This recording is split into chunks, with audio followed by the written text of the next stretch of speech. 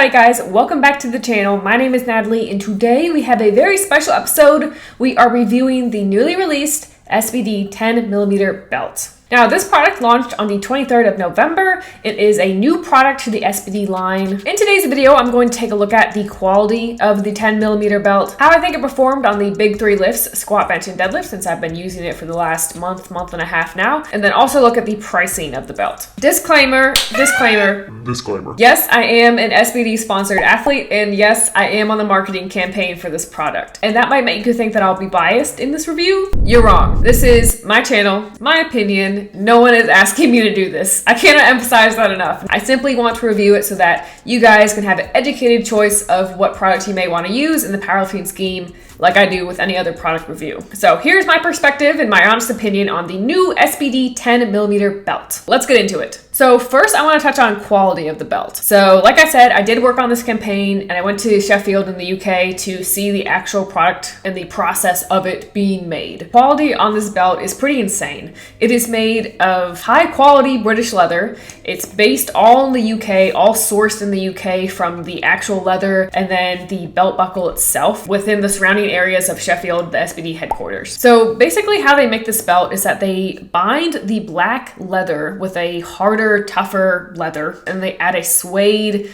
the red suede that you see, the classic SBD red suede on top. So it's 3 layers and they basically use this glue to cement it all together and then also add in stitching. So it's reinforced multiple times in this process. And all of it's also made pretty much in one room that I saw. We cut the belt leather on this machine, then it moved over to the gluing area, then that moved over to the finishing and like trimming area, and then that goes on to stitching. So everything's reinforced multiple times, all in a room. Everything's being made at the SBD headquarters. It's really cool. So even the buckle from metal is sourced locally. I can't remember where it is in the UK, but then they have it shipped to the SBD headquarters. So it's all made there and packaged and finished and shipped out to you guys, athletes. This is a thick and sturdy belt. It is 10mm, so it's a little bit less thick than the 13, but it is still a very sturdy belt. I've been using the 13 for deadlifts over the last 4 years. And 4 or 5 years, and it's easier to break in. The 10mm is easier to break in. It's tough for a few sessions on squats to wrap it around and get that nice and securely latched because it's a brand new belt. It's super flat. The first couple sessions, it was a little bit tough, then it started to mold to my body. So belt is made of high quality British leather. So the belt buckle is what I really wanted to see change. So the changes they made to the 10mm from the 13 is pretty cool because they made the belt buckle itself flush better to the belt,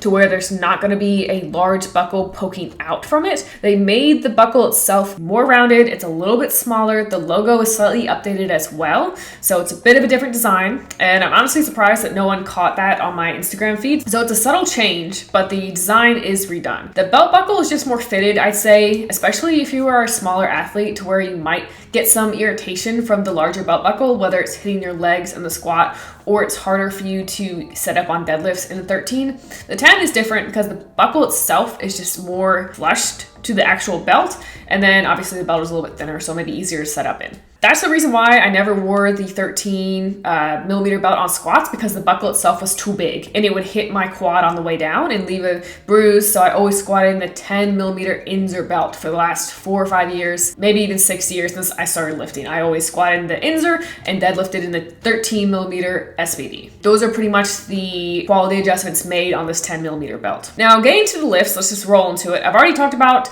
it a bit, but squatting in this belt is great. I'm literally 5'2". I have basic proportions, not super long, not super short, average size torso. And the 13 was just a little too thick and a little too big for me. So I wore my Inzer 10mm belt for the last 5 or 6 years, and I've loved it on squats. However, I did hate it on deadlifts because it wasn't that supportive, wasn't conforming to my rounded start position. Now we have the 10mm SBD belt.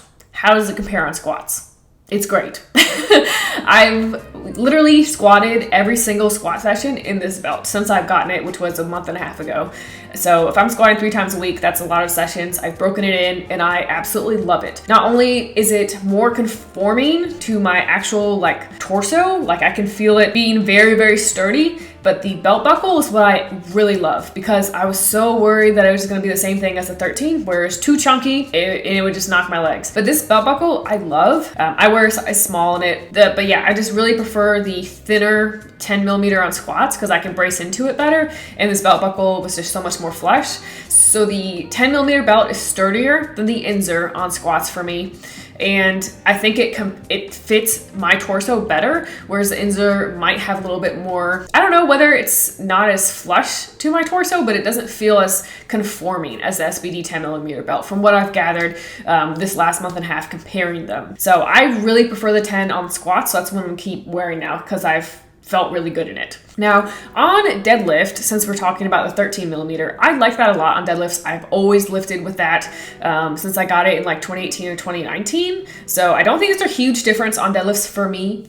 Personally, I find that the 10 feels very similar to the 13. I'm probably just going to keep wearing the 13 because I've worn it for so long now and it's still a super great belt. It's not worn out at all. Had it for 5 years, 4 or 5 years. It's just great. So I'm not going to stop doing that. So if you maybe struggle sometimes with a larger belt with your deadlift positioning, then I highly recommend maybe sizing down to that 10 millimeter belt. A little bit thinner, a little bit more flexible if you have that issue. I don't have the issue. Like I said, I'm gonna keep wearing the 13 millimeters on deadlift, but either one would work great.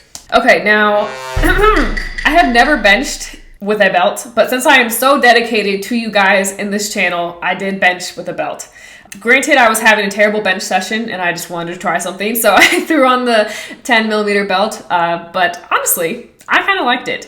It didn't constrict my arch as much as I thought it was going to be. Like, I've always avoided benching with a belt because I thought of it constricting my arch and my setup, but I could set up like normal and it was pretty much the same notch I always wear on squats or deadlifts. So it felt really sturdy, not constricting. I think the hardest part was just me trying to figure out how to bench in a belt. But if you already naturally like benching with a belt, I think you'll really like this just because it's supportive. It won't crunch your back, make you feel like you can't set your shoulders into the bench pad or anything, or make you feel like you can't set up in a normal way that you're used to. So I think it helped with bracing too. Like, you could feel tight in it, whether you're having a big arch or you just relatively set your shoulders and get into it. Whatever your setup is, if you bench with a belt, you'll like this. Okay, now let's get into pricing.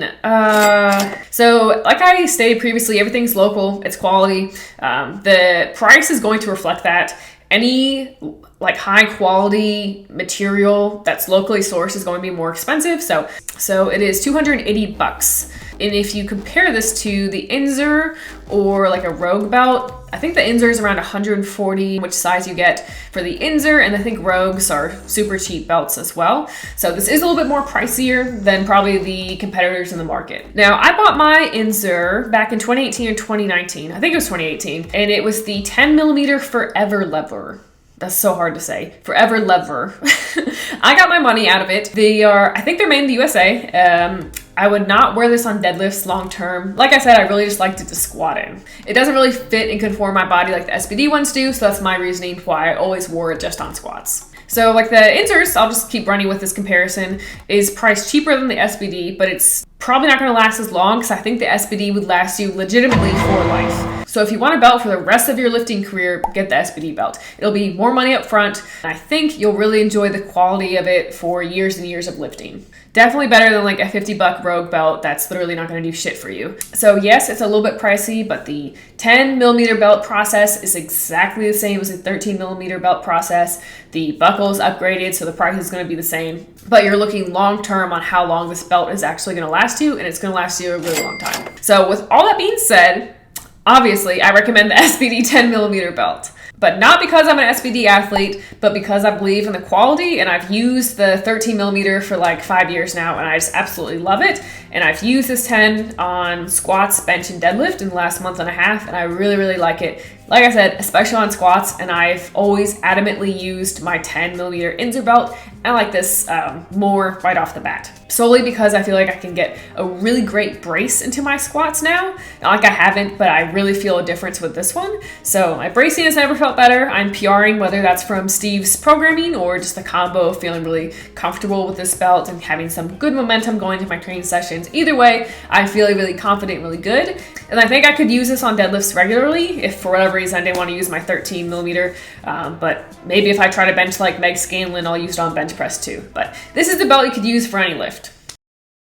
Okay, I know I've said a lot of positives, but I'm keeping it real. I wouldn't recommend some shit product and say it's great for almost $300 on this channel. Like, I genuinely do believe in this product. I've gotten sent tons of PR and products that I literally never post because they're shit. So I would never want to have that on my Instagram or on this channel. So I try to keep it honest with you guys, and I really do like this belt a lot, and I recommend it with my backing. The NatLifting backing, whatever that gives you. Now, I do have an affiliate link with SBD, so I'll go ahead and link that in the description below if you'd like to check out any of SBD's products or the belt. If the belt, for whatever reason, gets sold out, I'm sure they'll have it in stock soon. So that's pretty much my review of the SBD 10mm belt. I recommend it for any lift, squat, bench, and deadlift, and powerlifting. Let me know in the comments down below what you guys think, whether you plan on purchasing this or not. I'd like to see what you guys think down in the comments below. Now, I might do a travel vlog, honestly, next week, reviewing the whole experience of going to SBD headquarters and kind of taking maybe you guys through like the back manufacturing part of it. I didn't vlog that much because I was so jet lagged.